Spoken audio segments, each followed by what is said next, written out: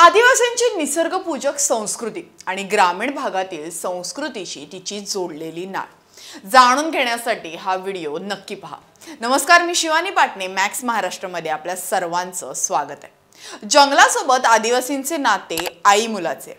आई ज्याप्रमाणे मुलाचे पालन पोषण करते त्याचप्रमाणे हे जंगल आम्हा आदिवासींचे पालन पोषण करते।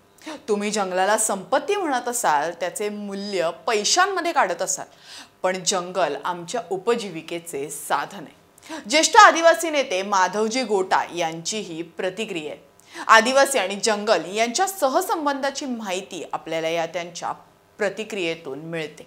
आदिवासींचे जगणे पूर्णपणे जंगलावर अवलंबून असते।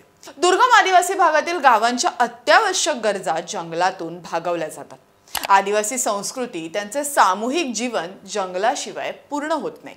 आदिवासींच्या प्रत्येक प्रथा, परंपरा जंगलाशी निगडित असतात। जंगल हे त्यांच्या उपजीविकेचे साधन असले तरीही जंगलातील संसाधने मिळेल तशी ओरबाडणे, त्यांचा अपव्यय करणे, लोभासाठी ती नष्ट करणे ही वृत्ती आदिवासींमध्ये दिसून येत नाही। जल, जंगल, जमीन टिकली तर आपली संस्कृती टिकेल, तरच आपण टिकू या भावनेतून जल, जंगल, जमिनीचे संवर्धन करण्याचे नियम आदिवासींच्या संस्कृतीमध्ये, प्रथा परंपरांमध्ये गुंफलेले आढळतात। शिकार करणे हा पूर्वापार चालत असलेली परंपरा अस्तित्वात असली तरीही आदिवासी प्राण्यांच्या प्रजनन काळात शिकार करत नाहीत। माडिया गोंड आदिवासींमध्ये त्यांच्या आडनावावरून वेगवेगळे देव असतात। 2 देव, 4 देव, 6 देव आदिवासींची वेगवेगळी आडनावे यातील एका देवात मोडतात। एकच देव असलेल्या व्यक्तीशी त्यांचे लग्न होत नाही। त्यातील प्रत्येक देवाचा एक प्राणी देव असतो। उदाहरणार्थ, कोणाचा देव ससा, कोणाचा कासव। ज्याचा देव ससा आहे ते सशाची शिकार करत नाही, पण इतर देव असणारे त्यांचा देव सोडून इतर प्राण्याची शिकार करू शकतात। अशा प्रकारे शिकारीमध्ये सर्रास सर्वजण एकाच प्राण्याची शिकार करत नाही। या प्रथेमुळे जंगलातील प्राण्याचा समतोल राखला जातो। एखादा प्राणी लावलेल्या जाळ्यातून निसटून पुढे गेला तर ते त्याच्या मागे पुन्हा लागत नाही। पावसाळ्यात जंगलातील बांबूंच्या वास्त्यांची भाजी केली जाते, पण एकाच बांबूच्या बेटातील सर्व वास्ते काढले जात नाही। बांबूच्या वाढीसाठी ते राखीव ठेवले जातात। जंगलाच्या संवर्धनासाठी गडचिरोली जिल्ह्यातील ग्रामसभा कार्यकर्ते गस्त घालतात। गस्त घालून ते त्यांच्या क्षेत्रातील जंगलाचे संवर्धन करतात। माडिया गोंड आदिवासींच्या सण उत्सवात निसर्गपूजक परंपरा आढळते। धानाची रोवणी, धान्याची कापणी करण्याचा त्यांचा सण असतो। धान कापणीच्या वेळी देखील गावात सामूहिक सोहळा होतो। गाव पुजाऱ्याच्या हस्ते प्रथम कापणी केली जाते, त्यानंतर गावात कापणीला सुरुवात होते। जुने धान्य संपल्यानंतर नवे धान्य खाण्यास सुरुवात करण्यासाठीचा देखील एक वेगळा सोहळा असतो। त्याला नवा पंडूम असे म्हटले जाते। लग्न समारंभ नैसर्गिक मांडवातच केला जातो। पूर्वी लग्नविधीच्या ठिकाणी नांगर ठेवला जात असे। मोहाचा मुंडा रोवला जातो। मोहाच्या यात सूर्य, चंद्र, तारे आदिवासींची शेतात वापरली जाणारी शस्त्र कोरली जातात। आदिवासींची प्रतीके कोरली जातात। मोहाच्या मुंड्याचे पूजन हा एक सुंदर सोहळा असतो। मुंड्याभोवती फेर धरून रेला नृत्य केले जाते। मोहाचे पूजन असो अथवा इतर सण, यामध्ये निसर्ग पूजा प्रामुख्याने दिसून येते। आदिवासींमध्ये दिसून येणाऱ्या निसर्गपूजक संस्कृतीची नाळ महाराष्ट्रातील इतर ग्रामीण भागातील प्रथा परंपरांमध्ये असल्याचे आढळते।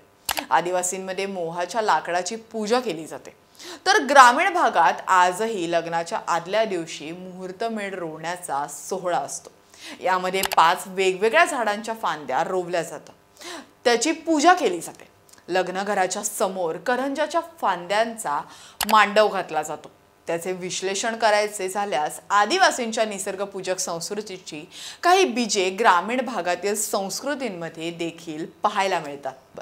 अलीकडच्या काळात ग्रामीण भागातील या प्रथा परंपरा हळूहळू लुप्त होत चालल्या आहेत, परंतु आदिवासी भागात मात्र या जशाच्या तशा अद्याप पाहायला मिळतात।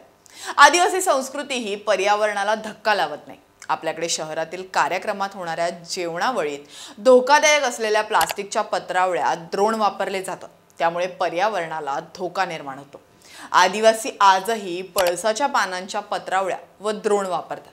ज्यांचे सहज विघटन होऊन पर्यावरणात त्यांचे खत तयार होते। तथाकथित विकासाच्या दिशेने झेपावताना विकसित समजल्या जाणाऱ्या पुढारलेल्या समजल्या जाणाऱ्या माणसाने निसर्गाला ओरबाडण्याचे काम केलेले आहे।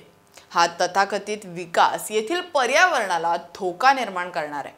येथील नद्या, जंगल, हवा प्रदूषित करणार आहे। या तथाकथित विकासाला आवश्यक असलेले खनिज मिळवण्यासाठी अशा सुजलाम सुफलाम असलेल्या आदिवासी भागात वृक्षतोड केली जाते। तीच परिस्थिती गडचिरोलीमध्ये येऊ घातली। ज्येष्ठ आदिवासी नेते देवाजी तोफा म्हणतात की गडचिरोली हा सोन्याच्या ढगावर उभा राहिलेला जिल्हा आहे। हा सोन्याचा ढग लुबाडण्यासाठी चोर चारही बाजूंनी टपून बसलेले आहेत। या जंगलाचे पर्यावरणाचे संरक्षण करण्यासाठी आदिवासी समाज संविधानाने दिलेले वनहक्क संरक्षण तसेच पेसा कायद्याचे संविधानिक शस्त्र घेऊन या विरोधात वर्षानुवर्षे संघर्ष करत आहे। पर्यावरण वाचवण्यासाठी ही लढाई केवळ आदिवासींची नाही तर पृथ्वीवर राहणाऱ्या प्रत्येकाचीच आहे। चला तर मग निसर्गाला वाचवण्यासाठी आपल्या वाट्याची ही लढाई प्रत्येकाने लढूया। तर तुम्हाला हा व्हिडिओ कसा वाटला आम्हाला कमेंट करून नक्की कळवा। आणि हो, अजूनही तुम्ही आमच्या मॅक्स महाराष्ट्र चॅनलला सबस्क्राइब केलं नसेल तर लगेचच करा।